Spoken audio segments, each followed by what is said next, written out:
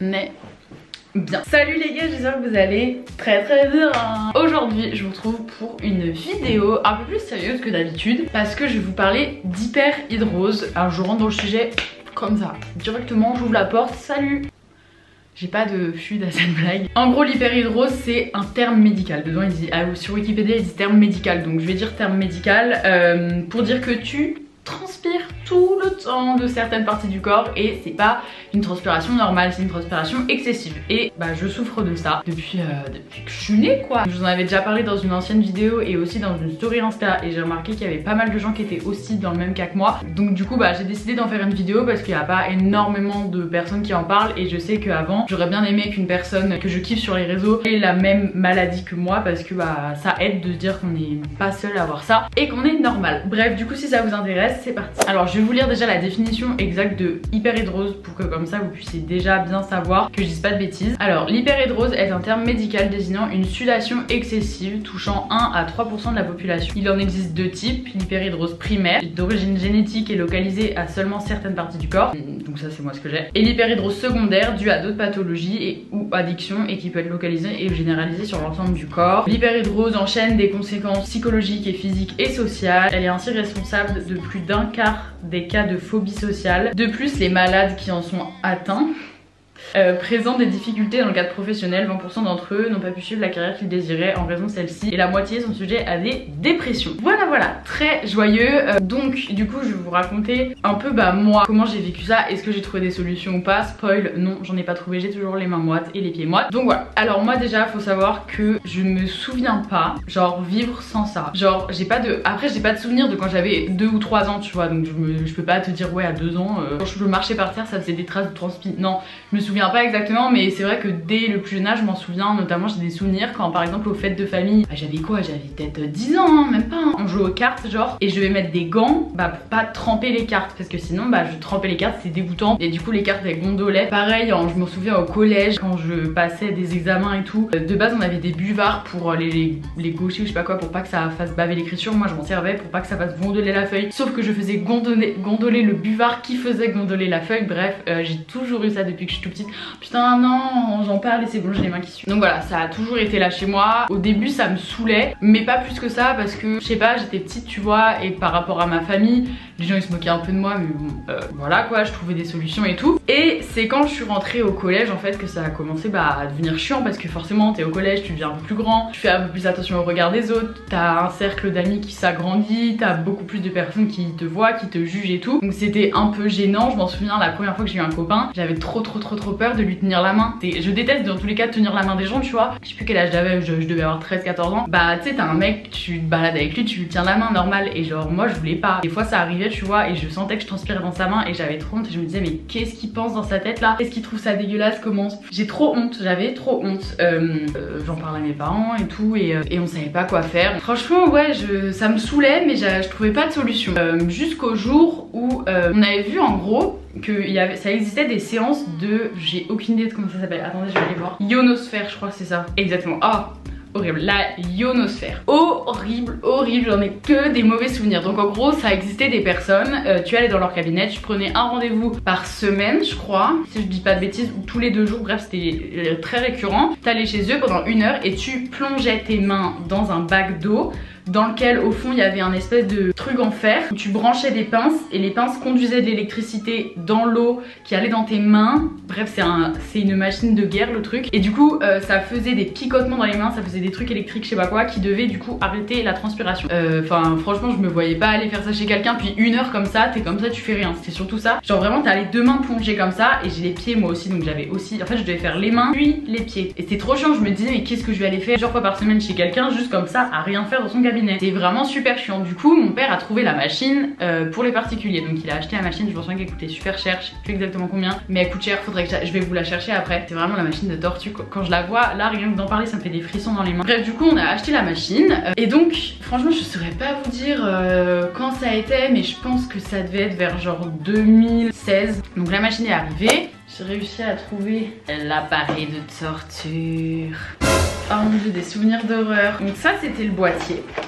Voilà, donc ça tu branches ça dans ton mur. Là t'as les intensités, à 0 machin, il faut aller jusqu'à 25. Enfin moi j'avais pas tout le temps jusqu'à 25. Ensuite tu branches des fils comme ça, on dirait un truc de film d'horreur. Hop, ça tu poses. Et au bout il y a des pinces. Des pinces là comme ça là, des trucs de chimie là. Tu vas prendre ces pinces, là t'as un bac tu vois. Tu vas mettre ça comme ça au fond. Et par dessus tu vas mettre... Ah ça m'a... Tu mets un petit truc comme ça, tu mets de l'eau, tu remplis de l'eau genre à moitié. Tu mets la pince ici, voilà. Donc le truc tu l'allumes, ça envoie de l'électricité dans la plaque. Ça tu mets ta main comme ça à plat bien comme ça pendant genre je sais plus combien de temps, une demi-heure. Et voilà, et il y a un autre bac ici pour l'autre main. Et voilà. Je saurais même pas te décrire la sensation. C'est genre des fourmis mélangées à des vaccins. C'est trop chelou, mais il y a des gens qui supportent mieux. Moi je pense que je supportais pas du tout et tout. Mais du coup voilà, c'était petit haul de mon appareil de de lyophilisation, de ionosphère, je sais plus. J'ai un code promo Zoé Transpire 3 qui vous offre moins 3%. Franchement je l'ai bien fait pendant genre je dirais 6 mois, 3 mois, tout le temps et tout. J'étais trop déter, je voulais vraiment que ça s'arrête et tout. Et au bout d'un moment j'en pouvais plus, genre vraiment. En fait parce que de semaine en semaine je crois tu montes encore plus la puissance, ou tu montes le temps, ou tu le fais moins souvent. Genre au début tu le fais plusieurs fois par semaine, après une fois par semaine, après une fois par 2 semaines et tout. Mais c'était insupportable, genre vraiment je supportais pas, je pleurais, je détestais le faire, je m'en souviens. J'aimais pas du tout et le pire c'est que ça marchait pas. Genre en fait je faisais ça, je souffrais pour faire ça, mais je transpirais toujours autant. Ça changeait rien du tout pour moi, donc au bout d'un moment je me suis dit ça me saoule, ça m'énerve, je ne fais plus ça, j'arrête. Donc du coup j'ai arrêté, je me suis dit bah je vivrai avec ma transpi, tant pis. Et j'espérais de tout mon cœur qu'avec l'âge ça se calme. Non. Parce que j'avais vu des trucs comme quoi quand tu grandis des fois ça s'arrête et tout. Donc moi je m'étais dit vas-y bah écoute tant pis je vais vivre avec. Et puis peut-être que quand j'arriverai dans l'adolescence et tout machin mon corps va changer et je transpirerai moins. Ce qui est un peu gênant avec ça c'est que quand c'est tes potes tu vois, moi j'ai mes potes maintenant, je sais que c'est mes potes depuis plusieurs années, ils me connaissent super bien, ils savent que je suis des mains, j'en blague tout le temps tu vois, genre c'est drôle tu vois, genre ça va. Mais quand moi j'entrais dans un nouveau lycée en plus donc je connaissais littéralement 2 personnes et bah j'étais trop gênée de, tu vois genre des fois c'est prête-moi ton stylo s'il te plaît, mon stylo il est trempé tu vois de transpi donc je suis obligée de l'essuyer dans mon pull avant de le passer. Et du coup j'avais trop peur de ce que les gens allaient penser de ça. Au final bah ça m'a pas empêché d'avoir des amis, ça m'a pas empêché de connaître des histoires d'amour et tout, pas du tout. En plus le mec, mon premier amour, il avait ça pareil, il avait les mains moites et tout, genre j'étais trop contente, genre on se tenait la main tous les deux, on avait les mains moites et tout. Mais bref du coup ouais non ça m'a pas empêché franchement d'avancer là-dedans. Après je m'en souviens il y avait des moments quand il faisait canicule, oh mon dieu mais pendant la canicule horrible, il fallait toujours que je pense à m'habiller en fonction qu'il y ait une matière absorbante sur moi. Des fois j'avais pas besoin de veste mais je prenais une veste parce que je savais que j'allais devoir m'essuyer les mains. Si j'avais un pantalon en cuir ou genre un t-shirt vraiment super fin où je peux pas essuyer ma transpi, bah je prenais une veste. Pour le bac ça a été encore plus horrible, genre je devais prendre des feuilles de brouillon en plus pour pouvoir me faire des buvards. Bref franchement je vais pas vous le cacher, ça a été super chiant. Mais je vis avec et je m'en porte très bien. Ah oui j'ai oublié de dire, j'ai vachement parlé des mains mais je transpire aussi beaucoup des pieds. Mais bon les pieds bah juste je suis jamais en sandales, je suis jamais en nu-pied quoi. Les chaussures à talons j'oublie parce que dès que j'en mets, déjà de 1 j'ai mal aux pieds mais de 2 bah je transpire donc je glisse. Donc c'est vraiment pas pratique, puis c'est moche, mes pieds ils ont chaud. Enfin je suis toujours en basket chaussettes, même là genre j'ai des chaussettes tu vois. Et c'est la seule solution que j'ai trouvée pour calmer un peu le truc. Donc du coup maintenant où j'en suis par rapport à ça, alors j'ai toujours pas trouvé de solution. Alors anti-transpirant j'avais déjà testé, franchement ça fait rien du tout. Enfin je sais qu'il existe des produits, alors faudrait que je les teste, mais je sais pas pourquoi, genre j'ai trop peur de tester un truc parce que et que ça marche pas tu vois. Genre je sais, il y a pas longtemps, enfin il y a une semaine j'ai été contactée par une clinique, alors pas la clinique des Champs-Élysées mais genre une clinique à Paris et tout, qui a vu que je faisais de l'hyperhidrose et qui m'a dit bah si tu veux on a une solution quoi pour que tu transpires plus. Donc je leur dis ah bah trop cool, c'est quoi la solution? La solution c'est de faire des injections de botox dans les mains, en gros pour boucher les canaux de transpiration quoi, dans les mains, dans les pieds et tout. En soi ça marche mais je me vois pas me faire des piqûres dans les mains. Enfin je pourrais pas vous dire ce que j'ai testé au niveau des solutions médicales on va dire, mais j'ai trouvé des petites solutions qui me permettent de vivre avec ça et que ce soit pas trop chiant pour moi. Alors même si ça l'est parfois, genre des fois je bosse à mon bureau, j'ai pas de chaussettes, d'un coup je me mets à transpirer mais mes pieds ils sont par terre tu vois, donc je m'en fous, je bouge pas, je lève mes pieds, il y a une flaque tu vois, enfin une flaque non j'abuse mais genre je fais des traces par terre. Donc ce que je fais littéralement tout le temps c'est que je mets des chaussettes. Quand je sens, les gens qui ont ça ils vont comprendre, c'est la sensation genre de la transpiration qui arrive. Quand je sens que j'ai ça, je mets des chaussettes directement et en général avoir des chaussettes ça calme le truc. Et mes mains et mes pieds sont liés, donc quand je transpire des pieds je transpire des mains, quand je transpire pas des pieds je transpire pas des mains en général. Donc du coup dès que je sens que ça arrive je mets des chaussettes. J'ai toujours une serviette genre là, juste en face de moi, j'ai une petite serviette de bain que j'ai toujours, genre quand je bosse à mon ordi ou quoi, que j'ai toujours sur mes genoux pour m'essuyer les mains et tout.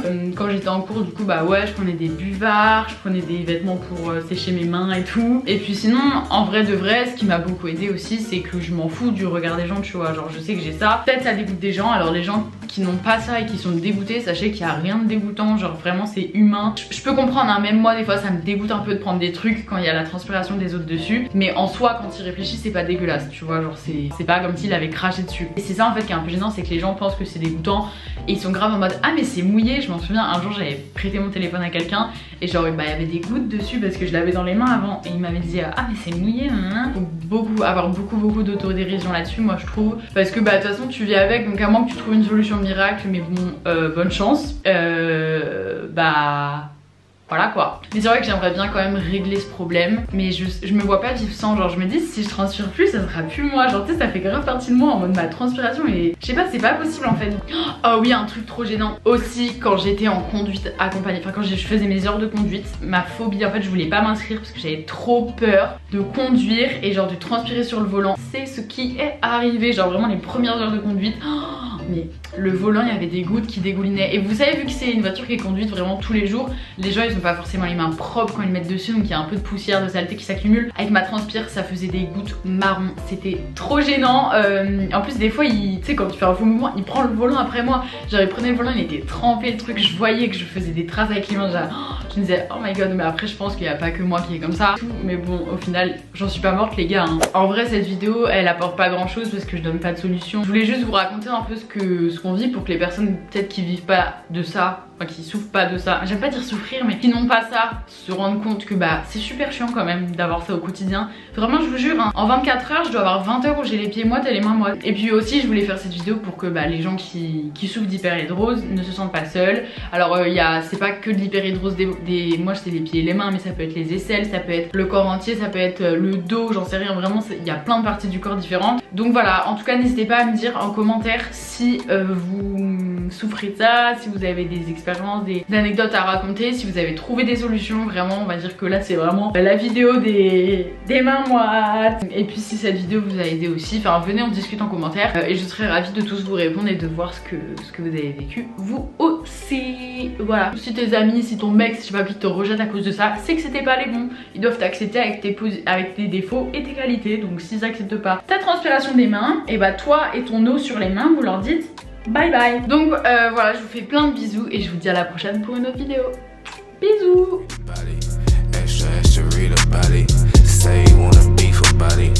We gon' come and see about it. Flexing ain't discreet about it. Extra, extra, read